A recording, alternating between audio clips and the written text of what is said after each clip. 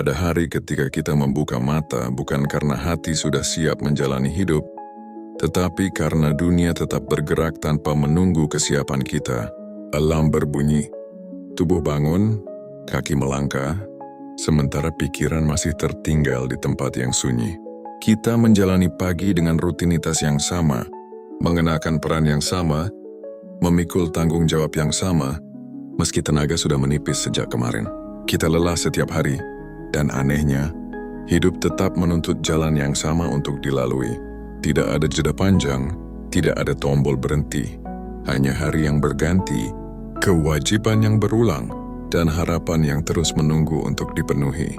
Di titik ini, banyak dari kita tidak lagi bertanya apakah sanggup atau tidak. Kita hanya bertanya bagaimana caranya bertahan tanpa runtuh di tengah jalan. Lelah yang kita rasakan bukan selalu tentang tubuh yang sakit atau mata yang berat. Ia sering tinggal diam di dalam pikiran, mengendap pelan sebagai rasa hampa, kehilangan arah, atau perasaan bahwa hidup berjalan terlalu cepat sementara kita tertinggal di belakang. Kita tetap berfungsi, tetap bekerja, tetap menjalankan peran, tetapi di dalam ada bagian diri yang mulai kehabisan suara.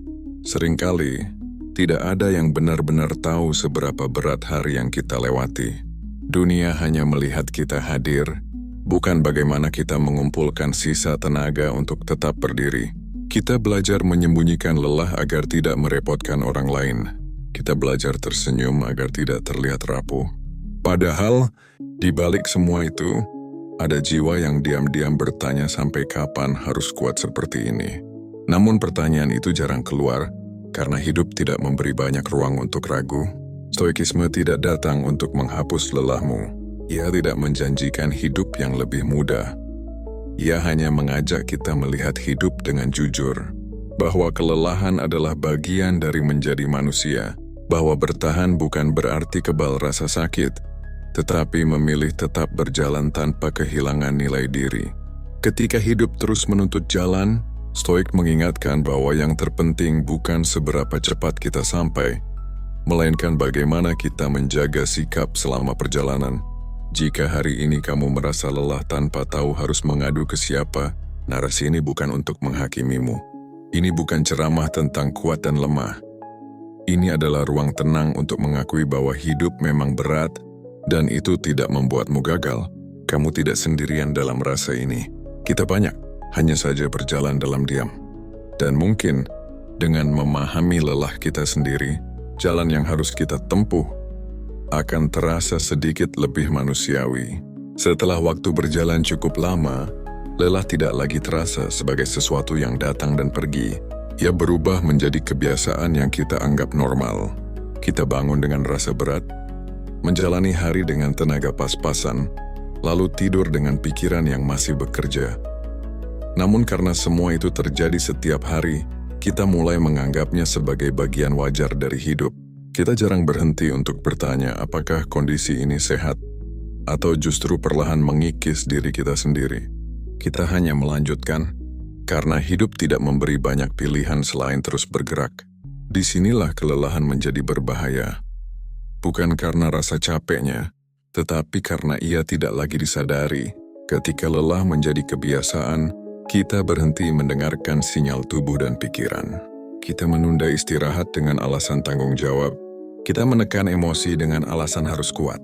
Kita berkata pada diri sendiri bahwa semua orang juga menjalani hal yang sama.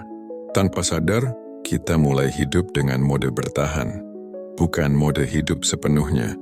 Stoikisme mengajarkan pentingnya kesadaran terhadap keadaan batin. Bukan untuk mengeluh, tetapi untuk menjaga kejernihan pikiran.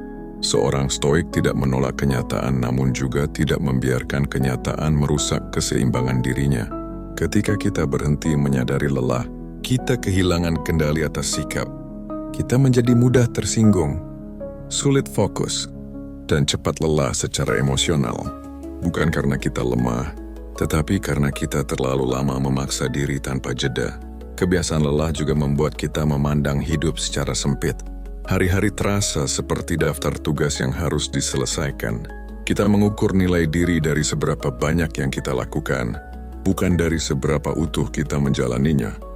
Jika hari ini produktivitas menurun, kita merasa bersalah. Jika energi habis, kita merasa gagal, padahal Stoik mengingatkan bahwa nilai manusia tidak ditentukan oleh kecepatan atau jumlah pencapaian, melainkan oleh cara ia menjaga integritas di tengah keterbatasan.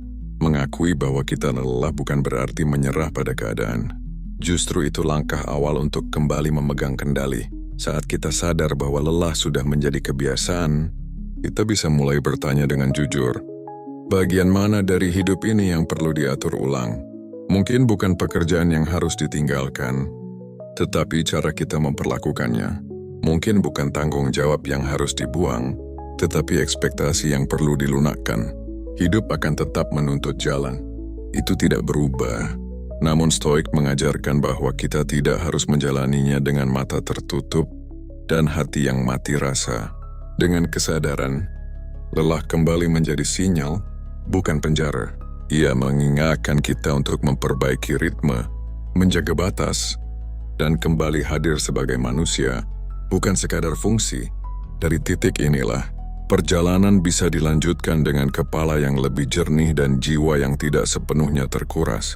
Setelah kita menyadari bahwa lelah telah menjadi kebiasaan, kita mulai melihat sumbernya dengan lebih jujur. Bukan hanya dari dalam diri, tetapi juga dari hidup itu sendiri. Hidup terus menuntut, seringkali tanpa memberi ruang untuk menawar. Tuntutan itu datang dalam banyak bentuk. Pekerjaan yang harus selesai, peran yang harus dijalani, orang-orang yang bergantung pada kita, dan harapan yang tidak pernah sepenuhnya terucap. Kita jarang diberi kesempatan untuk berkata bahwa hari ini terlalu berat. Dunia lebih sering bertanya apakah kita sudah selesai, bukan apakah kita masih sanggup. Stoikisme tidak memandang tuntutan hidup sebagai musuh. Ia memandangnya sebagai kenyataan yang tidak bisa dihindari. Namun yang membuat tuntutan terasa menghancurkan bukanlah jumlahnya, melainkan cara kita memaknainya. Ketika kita menganggap semua tuntutan sebagai ukuran nilai diri, kita mulai hidup dalam tekanan tanpa akhir. Setiap kegagalan terasa seperti bukti bahwa kita tidak cukup baik. Setiap keterlambatan terasa seperti aib. Padahal, Stoik mengajarkan bahwa tuntutan hidup berada di luar kendali kita, sementara sikap kita terhadapnya selalu berada di dalam kendali. Masalahnya, banyak dari kita mencampur adukkan keduanya. Kita mencoba mengendalikan hal-hal yang tidak bisa kita ubah, lalu menyalahkan diri ketika gagal. Kita ingin semua berjalan sesuai rencana, ingin semua orang puas, ingin hasil selalu sepadan dengan usaha. Ketika itu tidak terjadi, kita merasa hidup tidak adil. Disinilah kelelahan batin semakin dalam. Bukan karena tuntutan itu sendiri, tetapi karena perlawanan kita terhadap kenyataan. Stoik mengajak kita berhenti melawan apa yang memang tidak bisa dihindari. Bukan dengan pasrah, tetapi dengan menerima batas kendali. Kita bekerja sebaik mungkin, namun tidak menggantungkan harga diri pada hasil. Kita memenuhi tanggung jawab, namun tidak mengorbankan nilai hidup demi pengakuan. Dengan sikap ini, tuntutan hidup tetap ada, tetapi tidak lagi menguasai batin sepenuhnya. Ketika hidup menuntut jalan, Stoik mengingatkan bahwa kita berhak memilih bagaimana cara melangkah. Kita boleh berjalan pelan tanpa merasa bersalah. Kita boleh berhenti sejenak tanpa merasa kalah. Tuntutan tidak pernah berhenti, tetapi kita tidak harus memenuhinya dengan cara yang menghancurkan diri sendiri. Menjaga keseimbangan di tengah tuntutan adalah bentuk kebijaksanaan, bukan kemalasan. Dengan memahami sifat tuntutan hidup, kita mulai membedakan mana kewajiban, mana ekspektasi, dan mana tekanan yang sebenarnya tidak perlu kita pikul. Di titik ini lelah tidak lagi sepenuhnya membutakan. Ia menjadi pengingat bahwa hidup memang berat, tetapi tidak harus dijalani dengan hati yang terus tertekan. Jalan tetap ada di depan, namun langkah kita kini lebih sadar dan lebih tenang. Di tengah hidup yang terus menuntut, kita sering membanggakan kemampuan bertahan. Kita memuji diri sendiri karena tidak menyerah, karena tetap datang meski lelah, karena tetap menyelesaikan tugas meski hati kosong. Namun jarang sekali kita berhenti untuk bertanya, apakah ini masih bertahan atau sudah berubah menjadi menyiksa diri? Perbedaannya tipis dan seringkali kabur. Bertahan terdengar mulia, tetapi menyiksa diri sering bersembunyi di balik nama tanggung jawab. Bertahan dalam pandangan Stoik berarti tetap berjalan sambil menjaga nilai hidup. Kita mungkin lelah, tetapi kita tidak kehilangan arah. Kita mungkin terluka, tetapi kita tidak mengorbankan martabat. Sementara menyiksa diri terjadi ketika kita terus memaksa tanpa kesadaran, tanpa batas, dan tanpa belas kasih pada diri sendiri. Kita menolak istirahat meski tubuh memberi tanda. Kita mengabaikan kelelahan batin karena takut dianggap lemah. Kita terus melangkah, bukan karena pilihan sadar, tetapi karena rasa takut akan kegagalan. Stoikisme tidak pernah mengajarkan untuk mengabaikan batas manusia. Justru sebaliknya, ia menekankan hidup selaras dengan kodrat. Kodrat manusia adalah terbatas. Tubuh bisa lelah, pikiran bisa penat, emosi bisa rapuh. Menghormati batas ini bukan berarti berhenti bertanggung jawab, tetapi menjaga agar tanggung jawab tidak berubah menjadi alat penghancur diri. Bertahan tanpa kesadaran hanya akan menghasilkan kelelahan yang semakin dalam. Seringkali, kita merasa bersalah saat ingin berhenti sejenak. Ada suara di kepala yang berkata bahwa orang lain lebih kuat, lebih tahan banting, lebih mampu. Perbandingan inilah yang membuat kita terus memaksa diri. Stoik mengingatkan bahwa hidup bukan perlombaan ketahanan. Setiap orang memiliki kapasitas yang berbeda, dan kebijaksanaan terletak pada mengenali kapasitas diri sendiri. Mengetahui kapan harus melangkah, dan kapan harus diam. Bertahan yang sehat memberi ruang bagi refleksi. Ia mengizinkan kita bertanya, apakah jalan yang kita tempuh masih sejalan dengan nilai yang kita pegang? Menyiksa diri tidak memberi ruang bertanya. Ia hanya mengenal kata harus kuat, harus sanggup, harus terus. Dalam jangka panjang, pola ini tidak melahirkan keteguhan, tetapi kelelahan yang menggerogoti makna hidup. Stoik mengajak kita mengubah cara bertahan, bukan dengan menambah kekerasan pada diri, tetapi dengan menambah kesadaran. Kita tetap berjalan, namun dengan ritme yang manusiawi. Kita tetap memikul tanggung jawab, namun tidak menutup mata terhadap batas. Di titik inilah bertahan kembali menjadi pilihan yang bermakna, bukan hukuman yang kita jatuhkan pada diri sendiri. Setelah kita memahami perbedaan antara bertahan dan menyiksa diri, perhatian kita perlahan beralih ke sumber tekanan yang seringkali paling keras suaranya, yaitu pikiran kita sendiri. Banyak beban hidup tidak menjadi berat karena kenyataannya, tetapi karena cerita yang kita bangun di kepala. Pikiran menuntut kita selalu kuat, selalu benar, selalu berhasil. Ketika kenyataan tidak sesuai dengan tuntutan itu, kita menyalahkan diri tanpa ampun. Inilah tekanan yang jarang disadari, tetapi paling menguras tenaga batin. Stoikisme memberi kita kerangka sederhana namun kuat. Bedakan antara fakta dan penilaian. Fakta adalah apa yang terjadi hari ini. Mungkin pekerjaan belum selesai, mungkin hasil belum sesuai harapan. Penilaian adalah kesimpulan yang kita buat tentang diri kita dari fakta itu. Kita sering melompat terlalu cepat dari fakta ke penilaian, lalu menjadikannya kebenaran mutlak. Hari ini berat berubah, menjadi saya tidak mampu. Kesalahan kecil berubah menjadi saya gagal. Stoik mengajak kita berhenti di fakta tanpa menambahkan cerita yang melukai. Tekanan juga muncul dari kebiasaan membandingkan diri dengan orang lain. Kita melihat potongan hidup orang lain yang tampak rapi dan berhasil, lalu menggunakannya sebagai cermin untuk menghakimi diri sendiri. Padahal kita tidak pernah melihat seluruh perjuangan di balik itu. Stoik mengingatkan bahwa membandingkan diri dengan hal yang berada di luar kendali hanya akan menambah penderitaan. Fokus yang sehat adalah membandingkan diri hari ini dengan diri kita kemarin, bukan dengan standar yang tidak pernah kita sepakati. Mengelola pikiran bukan berarti menekan emosi. Stoik tidak menolak rasa sedih, marah, atau kecewa. Ia hanya menolak membiarkan emosi memegang kendali penuh atas tindakan dan penilaian. Kita belajar memberi jarak sejenak sebelum bereaksi. Kita bertanya pada diri sendiri, apakah pikiran ini membantu atau justru merusak? Dengan jarak ini, tekanan tidak lagi langsung berubah menjadi luka. Di tengah tekanan hidup, kejernihan pikiran menjadi aset yang sangat berharga. Ia membantu kita mengambil keputusan yang lebih bijak, berbicara dengan lebih tenang, dan memperlakukan diri sendiri dengan lebih adil. Stoik percaya bahwa pikiran yang terlatih tidak menghilangkan masalah, tetapi mencegah masalah kecil berubah menjadi beban besar yang tidak perlu.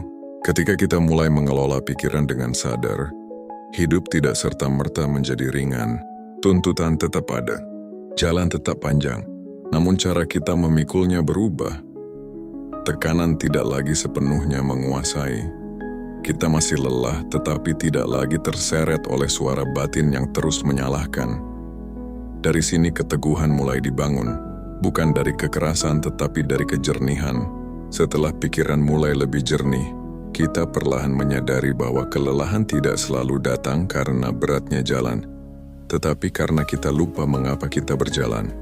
Ketika hari-hari hanya dipenuhi kewajiban tanpa makna, setiap langkah terasa 2 kali lebih berat. Kita menjalani rutinitas bukan dengan kesadaran, tetapi dengan autopilot. Stoik mengingatkan bahwa manusia mampu menanggung beban yang besar jika ia tahu alasan di baliknya. Tanpa makna, bahkan beban kecil terasa menghancurkan. Makna sering kita bayangkan sebagai sesuatu yang besar dan mengubah hidup. Padahal dalam pandangan Stoik, makna justru lahir dari kesetiaan pada nilai-nilai sederhana. Menjaga tanggung jawab, bersikap jujur meski sulit, tetap adil meski tidak diawasi. Hal-hal inilah yang memberi arah pada jalan yang panjang. Kita mungkin tidak bisa memilih keadaan, tetapi kita selalu bisa memilih nilai yang kita bawa saat menjalaninya. Di titik lelah, banyak orang mempertanyakan apakah semua usaha ini sepadan. Pertanyaan itu wajar. Stoik tidak melarang kita meragukan jalan. Ia hanya mengingatkan agar keraguan tidak berubah menjadi keputusasaan. Ketika ragu datang, kita diajak kembali melihat apa yang masih berada dalam kendali. Apakah kita masih bertindak sesuai nilai? Apakah kita masih menjaga martabat? Jika iya, maka jalan ini tetap bermakna. Meski hasilnya belum terlihat, makna juga membantu kita menata ulang ekspektasi. Hidup tidak selalu memberi imbalan cepat.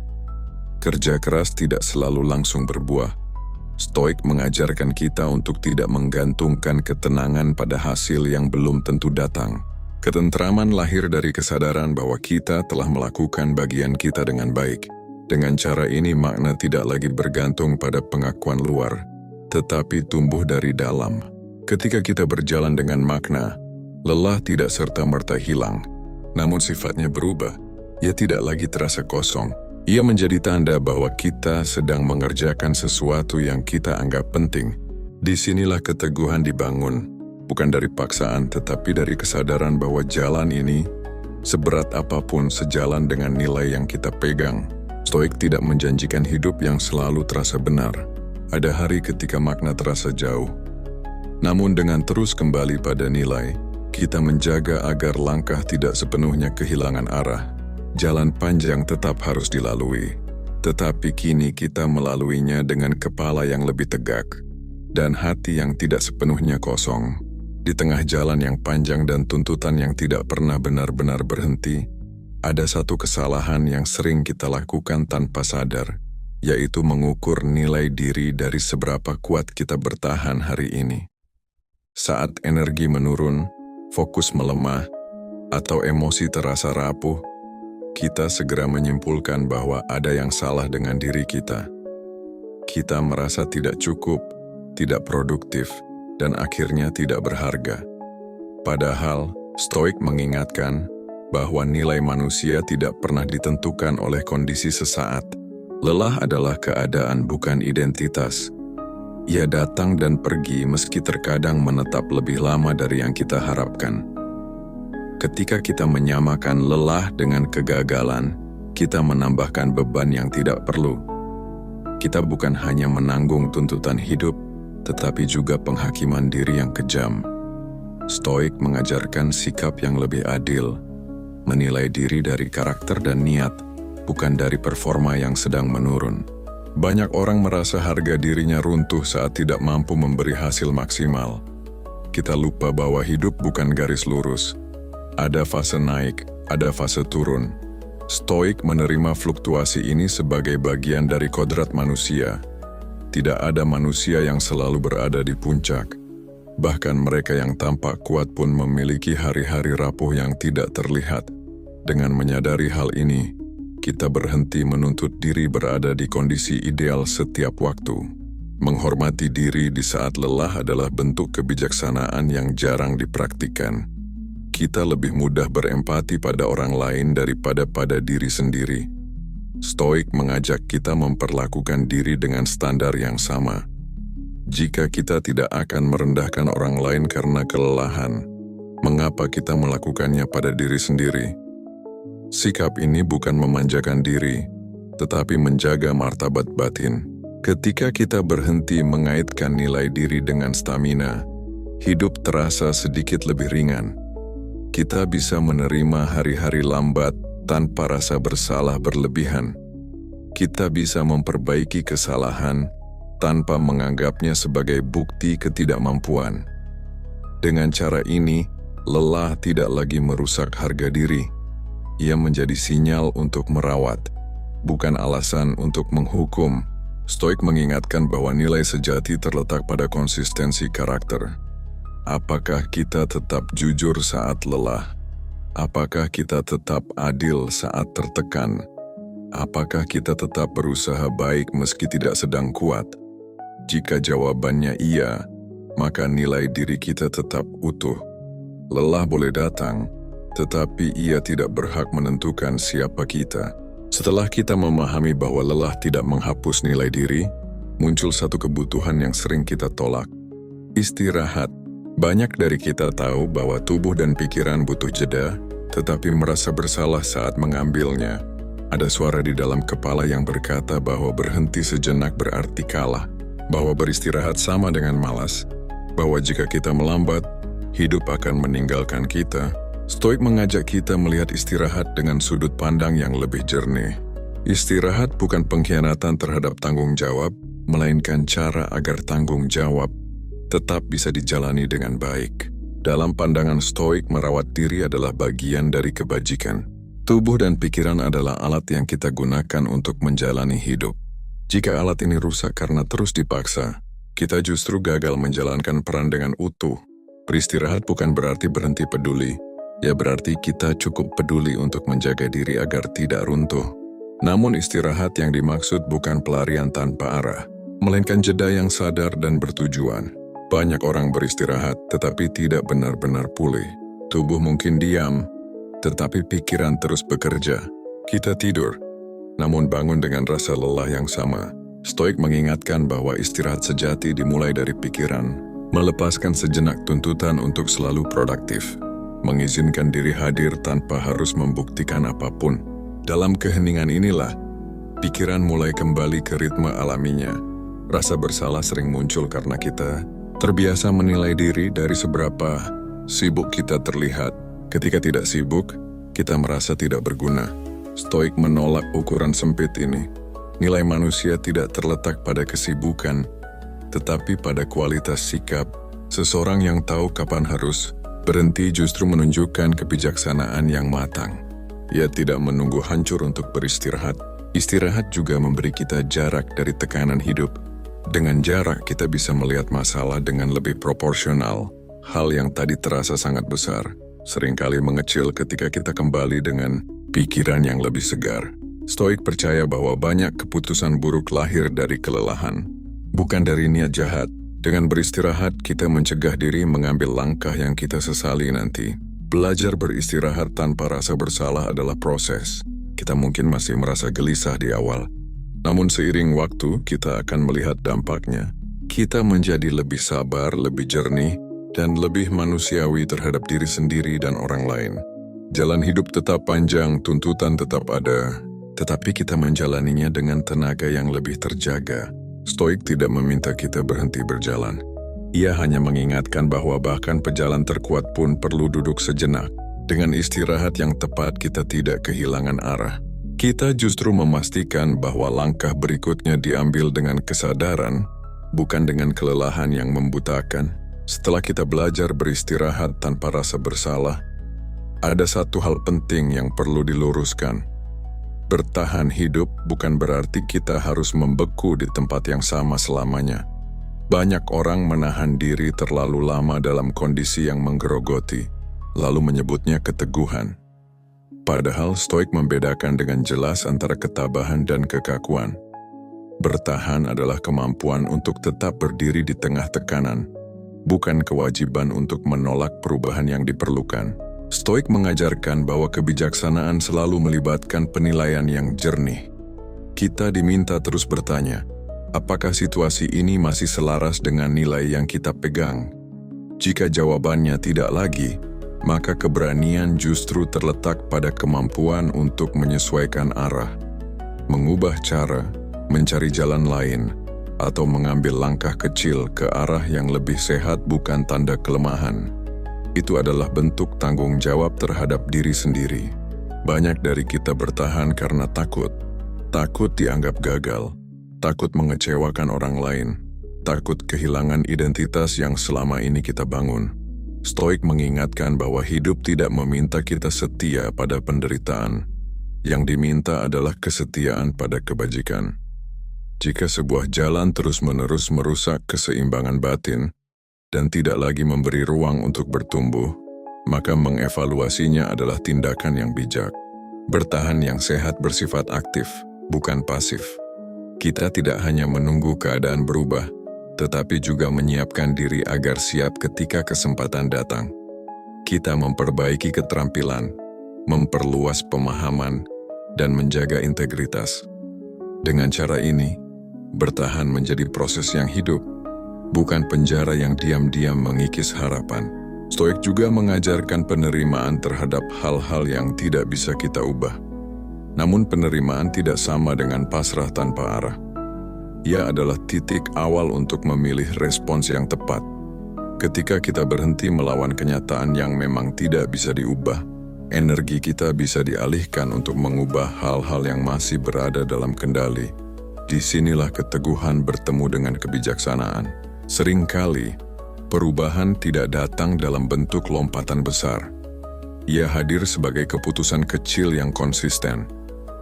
Mengatur ulang prioritas, mengurangi hal yang menguras, menambah hal yang menyehatkan.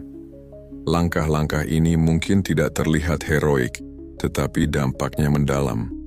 Stoik percaya bahwa hidup yang baik dibangun dari pilihan kecil yang selaras dengan nilai, bukan dari drama besar yang melelahkan. Dengan memahami bahwa bertahan tidak berarti membeku, kita memberi diri izin untuk tetap bergerak. Mungkin lambat, mungkin tertatih, namun tetap bergerak ke arah yang lebih waras dan bermakna.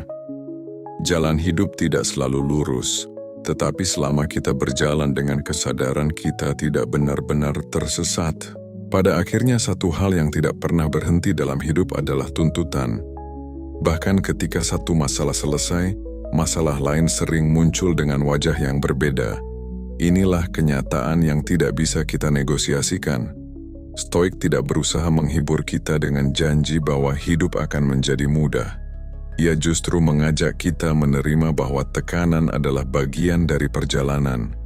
Namun di tengah tuntutan yang terus datang, selalu ada satu ruang yang tetap menjadi milik kita, yaitu sikap. Sikap adalah bagaimana kita merespons keadaan, bukan keadaan itu sendiri. Dua orang bisa menghadapi beban yang serupa, tetapi merasakannya dengan cara yang sangat berbeda. Perbedaannya terletak pada sikap batin. Stoik mengajarkan bahwa kita tidak berkuasa atas apa yang terjadi, tetapi kita berkuasa atas cara kita memaknainya. Dari sinilah ketenangan mulai dibangun, bukan dari mengendalikan dunia, tetapi dari mengelola diri. Ketika hidup menuntut terlalu banyak, kita sering bereaksi dengan perlawanan batin. Kita marah, mengeluh, dan menyimpan kebencian terhadap keadaan. Reaksi ini manusiawi, tetapi jika dibiarkan, ia hanya menambah penderitaan. Stoik mengajak kita berhenti sejenak dan bertanya, apakah sikap ini membantu kita melangkah atau justru menguras sisa tenaga? Dengan pertanyaan ini, kita mulai memilih respons yang lebih sadar. Memilih sikap bukan berarti mematikan perasaan, Kita tetap boleh merasa lelah, kecewa, bahkan marah. Namun Stoik mengingatkan agar perasaan tidak menjadi penguasa. Kita mengakui emosi tanpa membiarkannya menentukan arah hidup. Dengan cara ini, kita tetap bergerak sesuai nilai meski perasaan sedang tidak ideal. Sikap yang kita pilih juga memengaruhi orang di sekitar. Ketika kita menghadapi tuntutan dengan ketenangan dan keteguhan, kita memberi contoh tanpa perlu kata-kata. Anak, pasangan, rekan kerja, atau siapapun yang melihat akan merasakan dampaknya. Stoik percaya bahwa kebajikan bersifat menular. Sikap yang baik, meski lahir dari perjuangan, mampu memberi kekuatan pada lebih banyak orang. Di tengah tuntutan hidup, memilih sikap yang tepat adalah bentuk kebebasan yang nyata. Kita mungkin tidak bisa mengubah jam kerja, tekanan ekonomi, atau ekspektasi sosial. Namun kita selalu bisa memilih untuk tidak kehilangan martabat batin.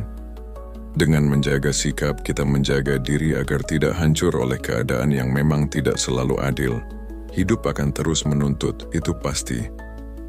Namun Stoik mengingatkan bahwa kita tidak harus menyerahkan seluruh kendali. Selama kita masih bisa memilih sikap, kita masih memiliki ruang untuk hidup dengan sadar. Dari ruang kecil inilah, keteguhan, ketenangan, dan makna terus dipelihara. Di saat tuntutan hidup terasa terus datang tanpa jeda, ada satu hal yang sering luput dari perhatian kita, yaitu kenyataan bahwa kelelahan ini bukan hanya milik kita sendiri.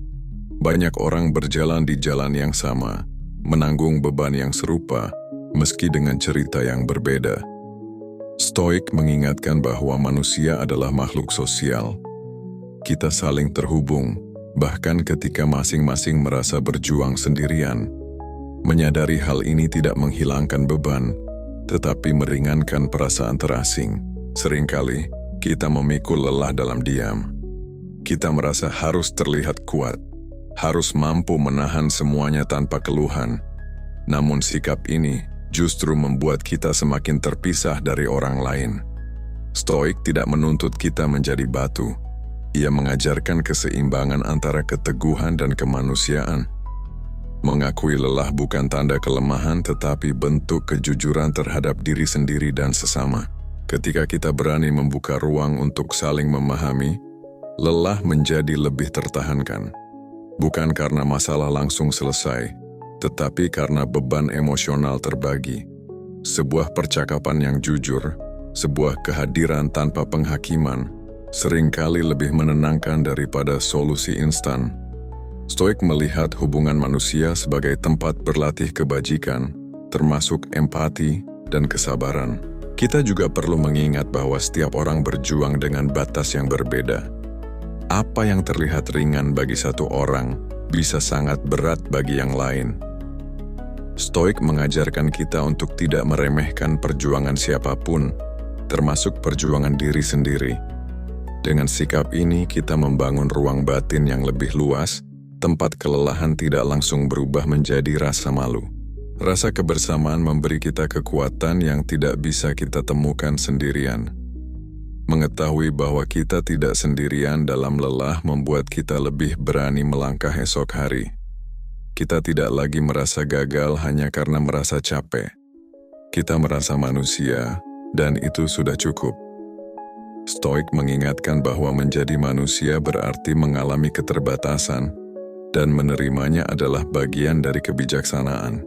Di dunia yang sering menuntut kita untuk tampil tanpa celah, mengingat bahwa orang lain juga sedang berjuang memberi kita perspektif yang menyejukkan. Kita tidak harus menjadi yang paling kuat. Kita hanya perlu menjadi cukup sadar untuk saling menopang. Dengan cara ini, hidup yang berat tidak terasa sepenuhnya dingin dan sunyi. Ketika kita mengakui bahwa lelah ini dibagi bersama, kita membangun jembatan di tengah tekanan.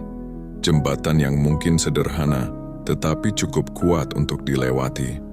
Dari sini kita tidak hanya bertahan sebagai individu, tetapi bergerak sebagai manusia yang saling memahami. Jika kita menarik napas sejenak dan menoleh ke belakang, kita akan melihat betapa panjang jalan yang sudah kita tempuh. Banyak hari dilewati dengan lelah, Banyak tuntutan dipenuhi dengan tenaga yang tersisa. Namun di balik semua itu, ada satu hal yang tetap bertahan, yaitu kemauan untuk terus melangkah. Stoik tidak memuji ketahanan yang keras dan membabi buta. Ia menghargai keteguhan yang sadar, yang tahu kapan harus maju, kapan harus berhenti sejenak, dan kapan harus menata ulang arah. Hidup memang terus menuntut, tidak selalu adil, tidak selalu memberi waktu. Namun sepanjang narasi ini, kita belajar bahwa tuntutan tidak harus menghabiskan kita. Dengan pikiran yang lebih jernih, makna yang lebih jelas, sikap yang kita pilih dengan sadar, serta penghormatan terhadap diri di saat lelah, kita menjaga agar hidup tetap bisa dijalani dengan utuh. Kita tidak meniadakan rasa capek, kita hanya berhenti membiarkannya menguasai segalanya. Stoik mengajarkan bahwa kebahagiaan bukan hasil dari hidup tanpa beban, melainkan dari kemampuan membawa beban dengan bijaksana. Kita tidak selalu kuat, tetapi kita bisa tetap bermartabat. Kita tidak selalu yakin, tetapi kita bisa tetap berjalan dengan nilai yang kita pegang. Dalam kesadaran inilah, hidup yang berat tidak sepenuhnya terasa sia-sia. Jika hari ini kamu masih lelah, itu tidak apa-apa. Jika kamu masih merasa hidup menuntut terlalu banyak, kamu tidak sendirian. Yang penting, kamu tidak menyerah pada suara yang mengatakan bahwa semua ini tidak berarti. Setiap langkah kecil yang kamu ambil dengan jujur adalah bukti bahwa kamu masih memilih hidup dengan sadar, meski tidak mudah. Biarkan narasi ini menemanimu, bukan sebagai janji bahwa besok akan ringan, tetapi sebagai pengingat bahwa kamu mampu menjalaninya dengan cara yang lebih manusiawi. Kita terus melangkah, bukan karena hidup selalu ramah, tetapi karena kita memilih untuk tidak kehilangan diri sendiri di tengah kerasnya jalan. Jika refleksi ini terasa relevan dengan apa yang sedang kamu alami, kamu boleh melanjutkan perjalanan ini bersama kami. Ikuti channel ini agar narasi-narasi seperti ini bisa kembali menemanimu di hari-hari yang berat. Kita berjalan bersama, satu langkah sadar dalam satu waktu.